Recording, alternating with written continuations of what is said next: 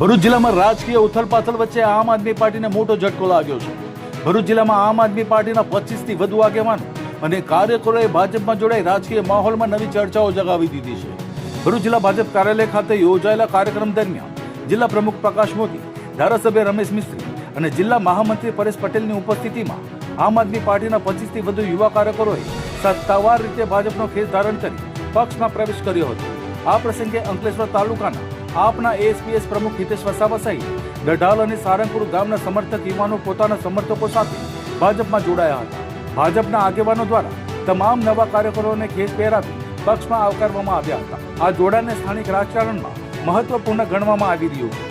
ભાજપના આગેવાનો દ્વારા વિશ્વાસ વ્યક્ત કરવામાં આવ્યો હતો કે નવા કાર્યકરોના જોડાણથી આવનારી સ્થાનિક સ્વરાજની ચૂંટણીઓમાં પક્ષને વધુ શક્તિ। ભારતીય જનતા પાર્ટી એટલે વિશ્વની સૌથી મોટી રાજકીય પાર્ટી કે જેમાં સૌથી મોટી સંખ્યામાં યુવાનો પણ જોડાયેલા છે અને સિનિયર આગેવાનો પણ આ એક ભારતીય જનતા પાર્ટીમાં છે।